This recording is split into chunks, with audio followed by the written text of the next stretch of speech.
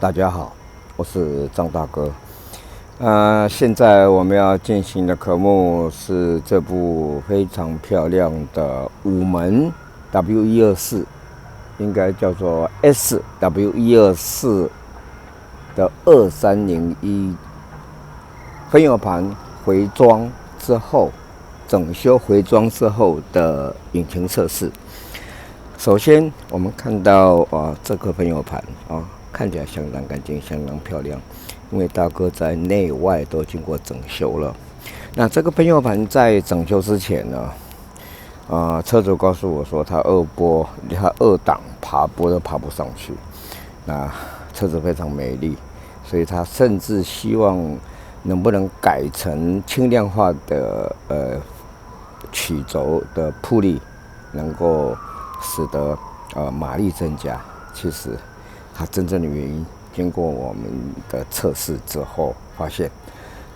如果在大哥机台上面1分钟全油门，也就行进当中的出油量应该在170ml，结果它大概都落在100ml左右，少了170ml的70ml，已经快差不多少了40%。所以说，它这部车子是大油门堵塞，造成带油道堵塞，造成供油量不足，所以车子没力。那经过大哥整修过之后呢，我们看到它出油量已经恢复到标准的170ml。那加上它的缸压因为它车主告诉我，这颗引擎它曾经拆解下来。整修过，那缸压我们看到相当漂亮，几乎完全没有积碳，也就是说，这个引擎在拆解过程当中，它有做除碳的动作，把表层的积碳全部都抛除干净，所以它缸压都落在11左右大概在11左右，完全没有积碳，所以这个引擎发动起来，相当稳定，加上我们的这个分油盘它的小油门的测试几乎零误差，所以它等一下我们发动引擎，我们就会发现它相当的稳定。那至于说它这部车子有整修的过程呢，我们第一个，它4支喷油嘴状况是还不错大哥经过清洗过之后呢，都过关了。不管它出油量跟雾化状况都 OK 的，那只有它在我们看到它这个擦压法它有轻微漏油，大哥已经把它换下来了，因为这擦压法相当贵，这个新的一颗可能要到13000，现在应该都买不到了。那还好大哥有留了相当多的这个外汇件价钱的大概在1半左右，而且这擦压法有更换，一定要做那个流量的校正。那再来我们看到它这一颗就是它的黑豆干，我们看到它的黑豆干很特别，这黑豆干跟 W123很类似因为它这个如果说以4门台湾看到的4门车，4门 W124，它应该也就是说，在12301的话，它如果看到这个黑豆干，那几乎都是1989年之前的引擎在用的。但是呢，它这部车子蛮特别的，我不知道它油门多少，但是如果以它这个黑豆干它应该是在1989年之前的，但是很特别。它这部车子，等一下我们到车内会看到，它的方向盘是有伸缩的，而且它又有副驾的气囊，所以这部车子，而且是看起来是日规的这个很特别的，所以这部车子相当特别。那再来呢，我们又看到。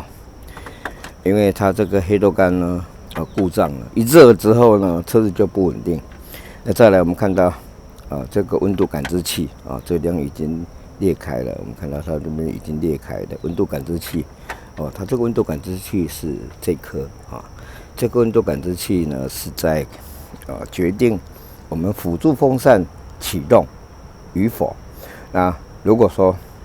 一般来讲，我们 W124或 W126都在90度左右辅助风扇是全速。那在90度以内以前，我们一启动冷气的话，它是低速；那到90度以上，它是高速。那这一颗温度感知器呢，也就这一颗啊，它是在控制我们辅助风扇的高速、低速的。那再来比较特别的就是说，因为它是1989年在台湾看到的 W124的2301，所以说它的流量感知器，我们看看它后面末三码是024 ，OK， 024它一定是搭配的这个分油盘底座，后三码是001，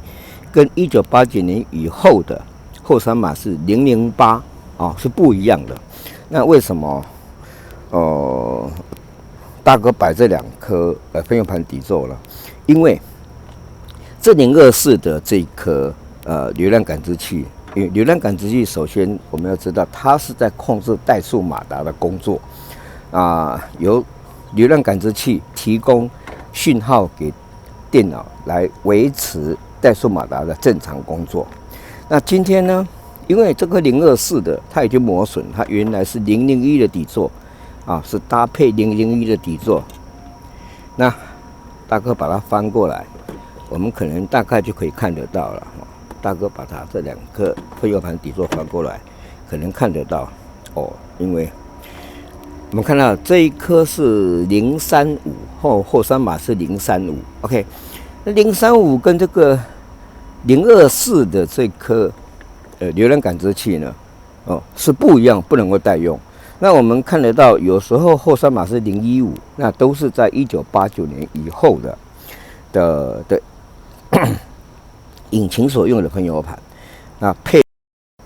1989年以后配的是001的底座，然后035或015的流量感知器。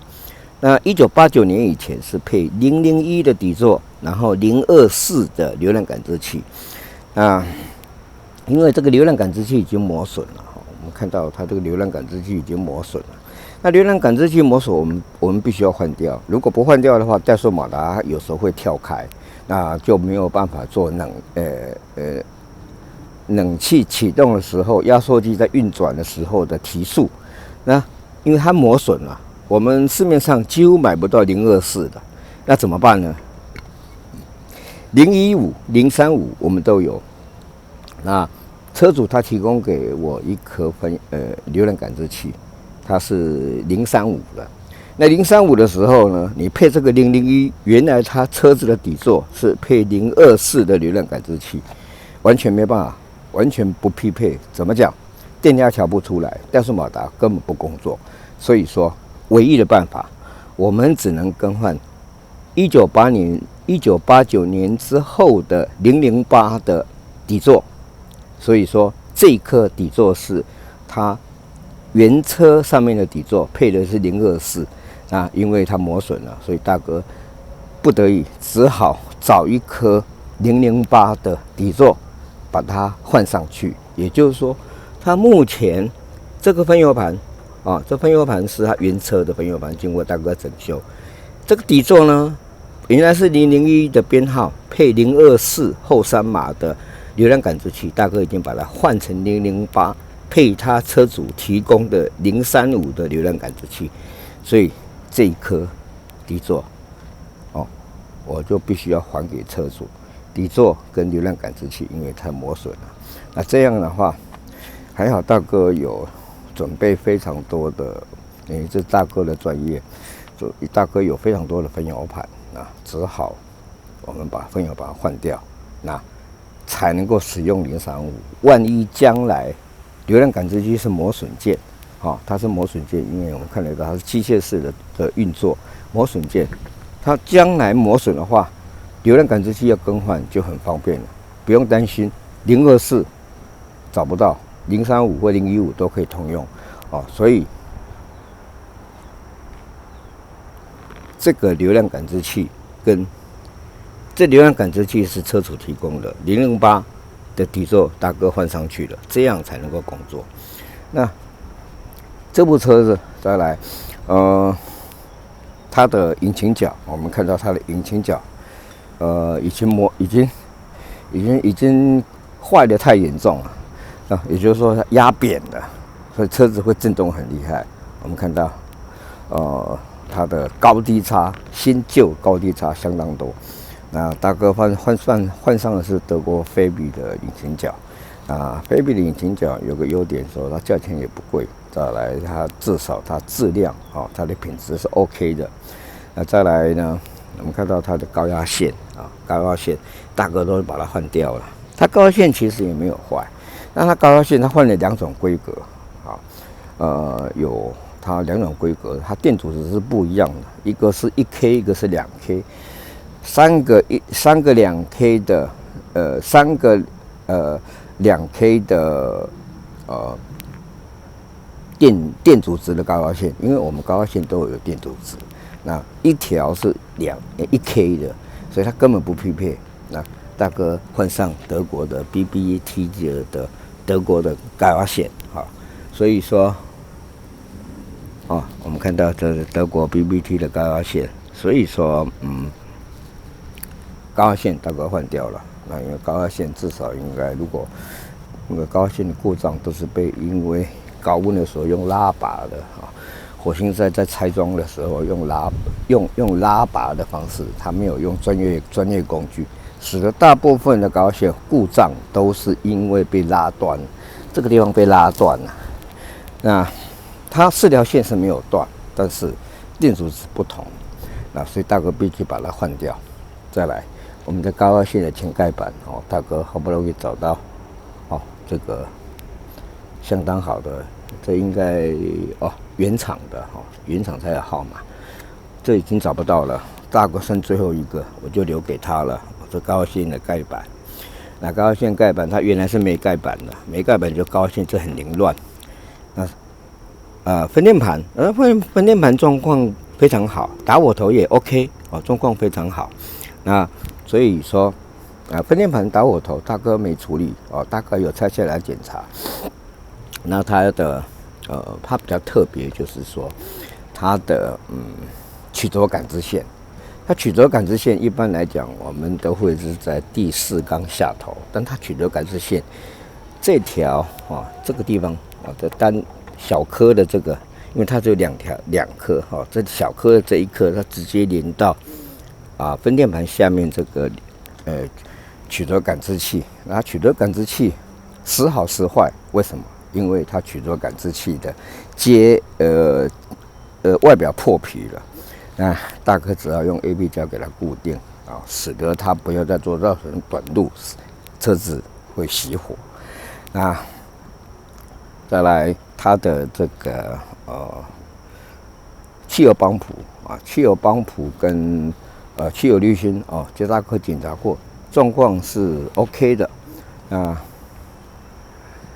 所以大哥没有做更换。等一下我们会看到它的流量感，它的回流量，也就是说我们的整个喷油盘它的供油状态，供油的这个过程是从这里进油从这里出油，从这里出油，那1分钟这样循环，流回油箱是2.2公升以上，也就是说保特瓶大可乐的2.2公升一定超过，1分钟一定会流回油箱2.2公升以上。那它的汽油帮浦需要流量滤芯状况都不错，所以等一下我们看到它回流量算高标准，也就是说油箱没堵塞，汽油帮浦 OK， 所以它大概在2.8、3点多这状况是不错的。那再来我们来看到这个地方这个地方是它的单向阀。这2个单向阀，还有这好几条线，也就是这个4插管，它是在提供，尤其这2个单向阀，它是在提供那个我们冷气控制面板上面的上下送风，然后的真空管来拉动真空球的运作。那因为它这个4向阀已经断掉了，这个地方这个地方已经断掉了，它4向阀根本没有跟它完全是在漏气状态，它根本没有工作，造成它的转速表它的真空表，它引擎的真空表是没有运作的。那没有运作，代表它真空度没有到车子里面来，它所有的上下送风跟除雾送风完全都没有做动。那经过大哥换过以后，因为这个四通管你外面找不到了这个一定是要原厂件大哥还好，大哥有准备，所以说这找不到的东西大哥应该也是最后一个了把它换上去，使得它的真空度我们引擎左边的那个最下面的那个真空度它也运作正常其他的部分这颗引擎等一下我们会看到它的运作是相当顺畅的。OK， 好，我们到车内，去做一个引擎冷车发动，然后顺便来看它的引擎发动状况。这部车很特别的它是配的这个框是Carson 的框也很漂亮，应该是3件式的框，OK， 18寸的，非常好这部车状况5门车 S124 OK S124， 你的皮椅呢重新全部换过前后座皮椅全部都换过了花了不少心思，全部都换过了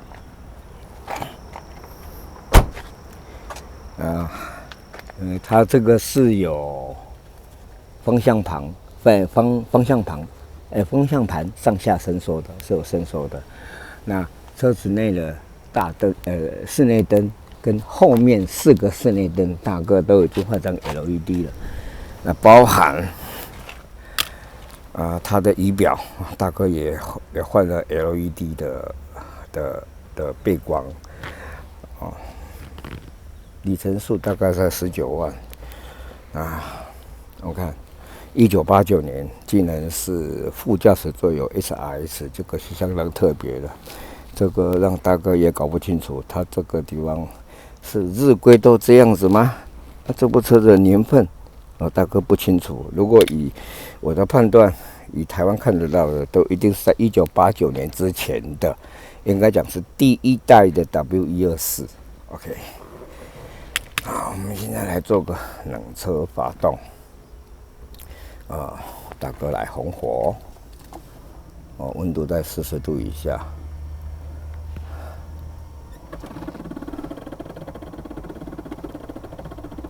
大哥来做一个冷车发动。这1点就着了，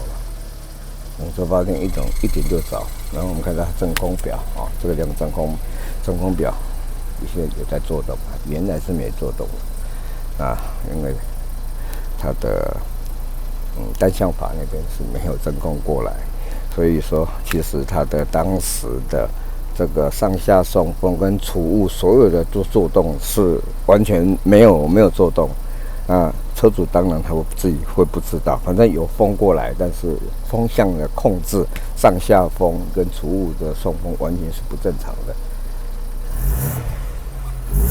而且大哥启动的状态是有开冷气，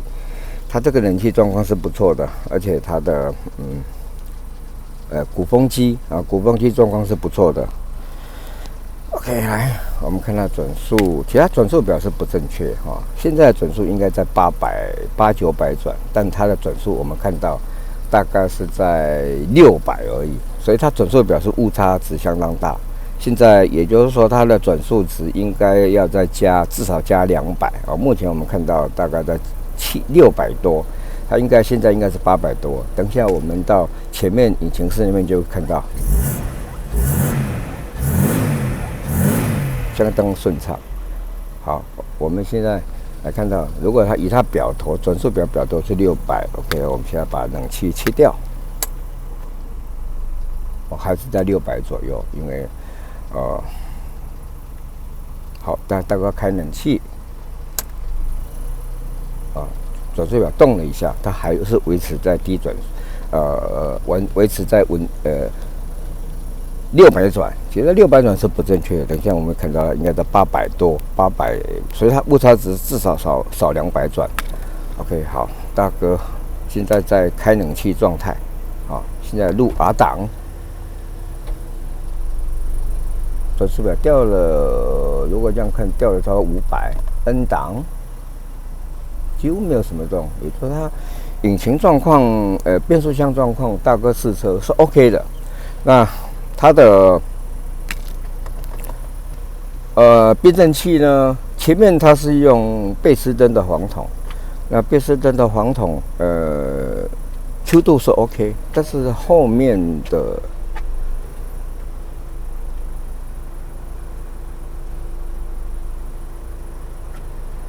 因为它后面这个5门的旅行车，它后面都是自动车高控制。所以说它的阻尼器，它的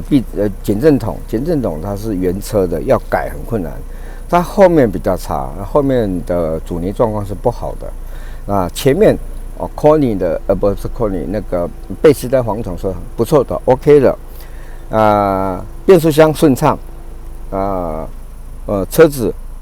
如果以这部车子。大哥的经验，感觉这样比较下来，它马力是非常大，比一般230还大。那绝对不是车主所说的2档爬坡爬不上去。那原因呢？为什么它马力会比较大呢？大哥认为是它的引擎的积碳没有积碳，这是一个原因。那另外一个原因可能就是它的后面的消音筒，我不知道，但看起来绝对是德国改装厂的货，不是 AMG 呢，就 Carson， 要不然就是 Brabus， 所以说造成它的这提速非常快的，我们来试试看它的提速。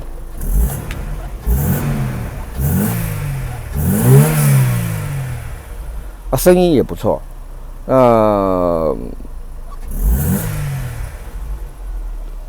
现在温度已经水温，它的水温是正常的因为车主一直跟我讲说它水温，这个水温表好像不正常，其实水温表正常。那个辅助风扇外面的辅助风扇的温度作动都很正常。好，我们现在来做一个热车了刚刚是冷车启动，现在引擎关掉。在做热车启动水温到70-80度了，这一点就着了。那这部车如果以车主目前的行情价大概在70-80万，那这部车子呢，车主他车价加上他改装的，应该超过100万了以目前的价格，那因为它状况非常好，那跟日规的车子，日本人的车子都照顾相当好，所以说 A 级的 S Class 就是 A 级的这部车的行情价，如果以目前现在的现值，应该在100万了。而且车子状况是非常好，只是说它颜色原来颜色是铁灰色的铁灰色它改成那个水泥灰OK， 我们现在来到引擎引擎室，我们来看看它转速，现在目前830嘛转速是830，但是我们它车子里面的仪表的转速只有600，是不正确的至少少了200它的流量，我们来看它的流量我们下面看到小数点3.1，代表回流量，每1分钟流回从分油盘流回引擎的汽油量是3.1，是高标准的那上面我们看到2个表，右边是流量感知器，我们换新要校正电压那如果说我分油盘底座不换，那用它的这个035提供的035的流量感知器，我的电压调不出来，都在2点多伏，这是不正确的。而且呢，它到高速的时候，引擎高速的时候，它会跳开，所以不得已还好大哥有这个朋友罗盘底座，然后配上车主提供的流量感知器，所以我们才能够达到怠速马达稳定工作，而且呢电压值可以调得出来。那左边的呢是它的差压阀哦，它差压阀的在修正，因为 O2 在修正，修正的它的这个包含冷车提速啊，把冷车加浓的这个功能。来看这个怠速是相当稳定的啊，因为我们引擎角也换新了，所以说它这个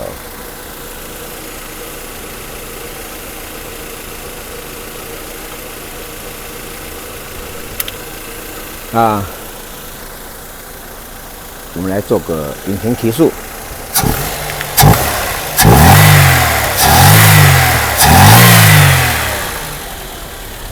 整个都是相当稳定、相当顺畅啊！